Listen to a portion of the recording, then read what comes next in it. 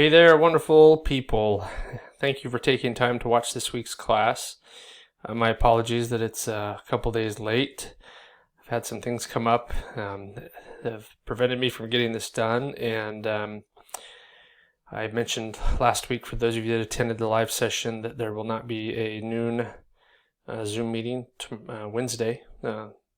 So this will take its place entirely, but I do appreciate you taking a few minutes of your time to participate in this fashion. So excited about this lesson. I think there's a lot of topics, that speaks to each of us, and this is a topic that speaks to me and has spoken to me my whole life. And there's a lot of good in it. And for me, there's been some reassurances throughout life that have helped me and have guided me.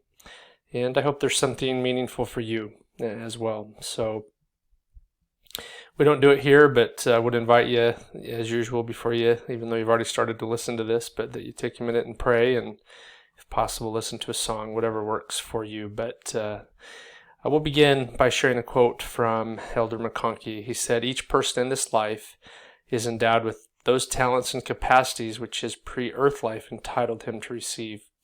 Some by obedience to law acquired one talent, and some other in pre-existence, and all bring with them into mortality the talents and capacities acquired there." The restored gospel gives us insight into many things, but as we look at life and what life brings and what life offers, I'm grateful for the knowledge that we have of the pre-earth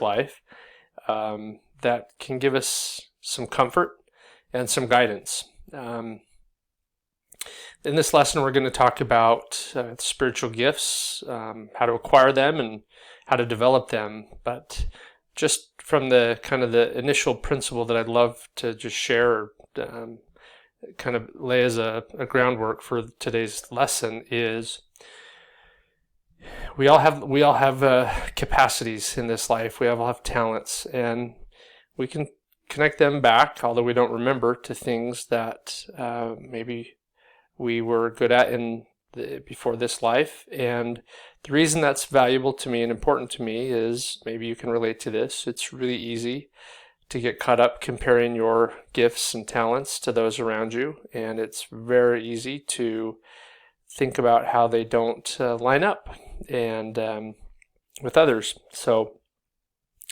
I hope and pray you feel validated in the gifts and talents you have, and that's sometimes a lifetime process. But this quote and the scripture reference gives you some background to it too, but Abraham chapter 3, 22 and 23 talk about that as well. Do me a favor, if you would, pick one of these questions. Go ahead and pause it after you've picked the question. And I want you to I want you to provide two answers, and obviously you'll just be sharing it with yourself or whoever you might be with.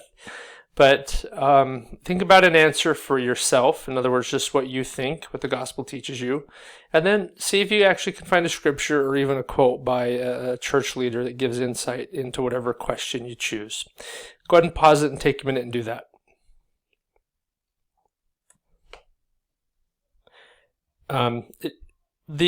All of these questions have a gospel tone to them, even though they might not appear to it. But as we think about talents and our occupations and our employment, I think it's safe to say that those talents and things that we are maybe talented in, good at, there's a reason for it.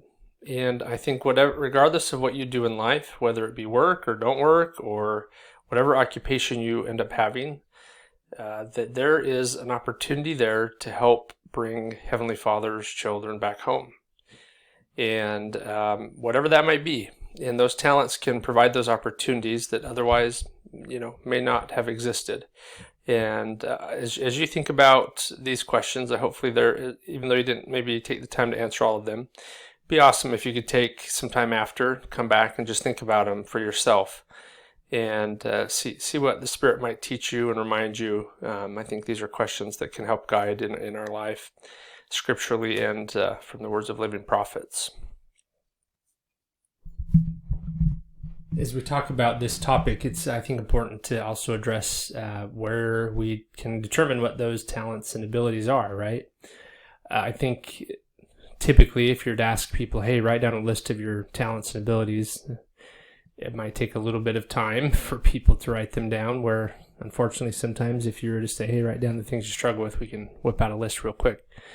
But it's important for us to, in obviously a humble way, identify, here's some things that I have been blessed with, and things that maybe the Spirit has encouraged me to become better at in this life. I love this picture. It's not an often used one. This is Nephi. And as we look at the example of Nephi, I think there's some insights there that we can look at it to address this question. Go with me to 1 Nephi chapter 17. Verse 7, and it came to pass after I, Nephi, had been in the land of Bountiful for the space of many days, the voice of the Lord came to me, saying, Arise, get thee into the mountain. And it came to pass that I arose and went up to the mountain and cried unto the Lord. It came to pass that the Lord spake unto me, Thou shalt construct a ship after the manner which I shall show thee, that I may carry thy people across these waters. Now you can read the rest of the verses, and even 18 and 1 to 2. But I just want to point out a couple things in that. One, Nephi was open to hearing the Lord speak to him on this matter.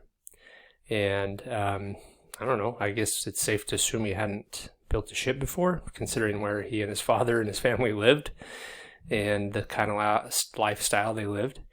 But he was open to the Lord directing him, and not only open to it, but he obeyed. And I think that's an important part of determining our talents and abilities, as we seek and we ask and we be willing to follow the guidance that we get. And then the next, I think, important thing that's noted here is after the manner that I shall show thee.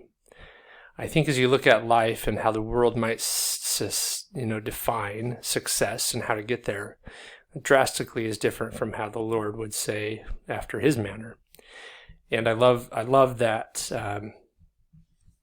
we have the opportunity in this life to use divine power to help us identify these talents and abilities and find a way to use them for good.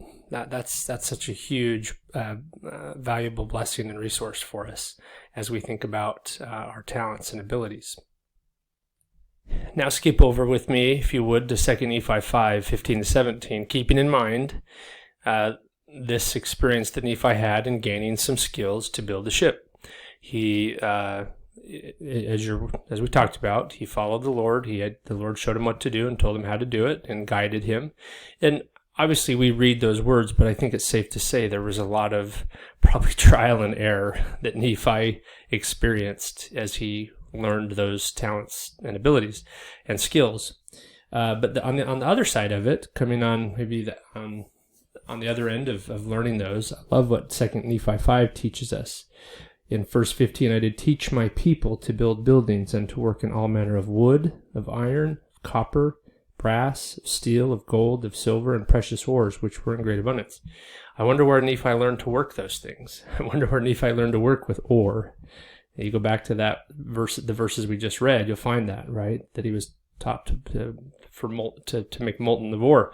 And he was able to do that and then share it. And because of his skills and abilities, others in his vicinity were blessed because he then had the ability to teach them. And what did they do with that? Verse 16, they built the temple. The skills and abilities that we have in this life definitely are not just for us at all. As we talk about talents, I thought it would be appropriate that we go here, the Bible, and the parable of the talents.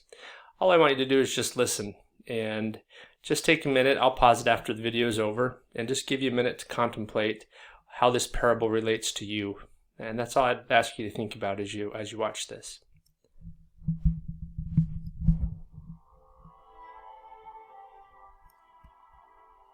For the kingdom of heaven is as a man traveling into a far country, who called his own servants and delivered unto them his goods.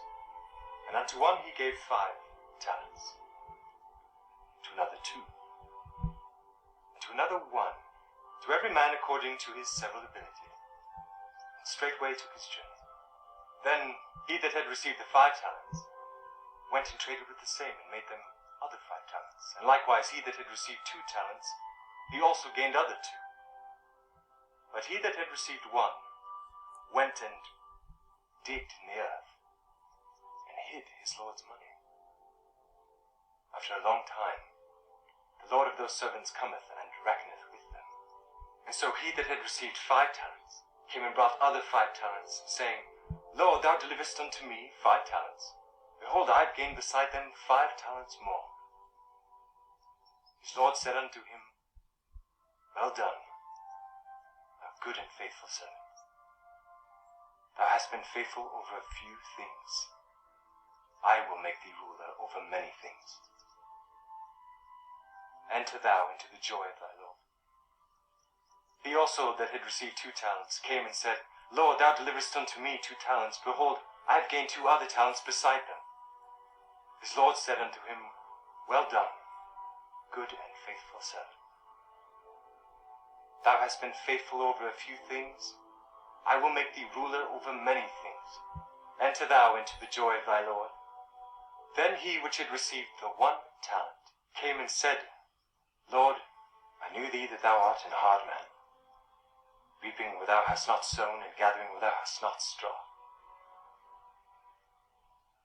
And I was afraid, and went and hid thy talent in the earth. Lo, there thou hast that is thine. His Lord answered, and said unto him, Thou wicked and slothful servant, thou knewest that I reap where I sowed not, and gathered where I have not strawed. Thou oughtest therefore to have put my money to the exchangers, and at my coming I should have received mine own with usury. Take therefore the talent from him, and give it to him which hath 10 talents, for unto every one that hath shall be given, and he shall have abundance. But from him that hath not shall be taken away even that he hath. And cast ye the unprofitable servant into outer darkness. There shall be weeping and gnashing of teeth.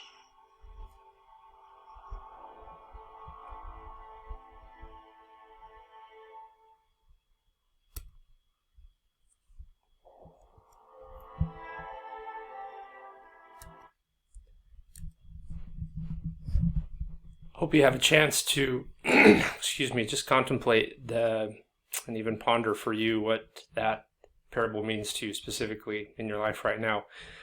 Confident that you might have some thoughts and ideas come to you that will bless you and hopefully fortify your faith in Heavenly Father, but also in yourself and in what you have to offer in this life, that it is God-given and it is God-designed, and there's value in what you have to offer. If you'd go with me to Moses chapter 6, verse 31, just last couple of minutes, want to share a couple thoughts about what we read here. And I think, again, there's something that we can learn from here. But as we talk about Enoch, Moses chapter 6, verse 31. And when Enoch had heard these words, he bowed himself to the earth before the Lord, and spake before the Lord, saying, Why is it that I have found favor in thy sight, and but a lad, and all the people have hate me? For I am slow of speech, wherefore why am I thy servant? He'd been asked to do something pretty incredible, and as we read here, he is doubting his skills and abilities to accomplish the very thing that God had invited him to do. If you were to look at this kind of chart and say, all right, where would Enoch's confidence level lie? Would it be a 1, or would it be a 10, or somewhere in between? I think it's pretty safe to say where his level of confidence in himself sits right now. So what did Enoch do with those maybe self-doubts and self-fears that he experienced? And I think, we can all relate to that. Verse 13 in chapter 7 of Moses, And so great was the faith of Enoch that he led the people of God, and their enemies came to battle against them, and he spake the word of the Lord, and the earth trembled, and the mountains fled, even according to his command. And the rivers and water were turned out of their course, and the roar of the lions was heard, and all the wilderness and all the nations feared greatly. So powerful was the word of Enoch, and so great was the power and the language of God, which God had given him. If you look at just even now at his confidence, it's changed. There's a change in it, right? What allowed him to do it? As we end here, take a minute and read chapter 6, 32 and 34 for further insight into why he was able to do that. But my testimony is you and I have been sent here for a purpose, to live and to share the talents that God has given us. Hope and pray you've felt some comfort and some reassurance today as we've talked about that. Lord bless you. Have a great week. See ya. Bye-bye.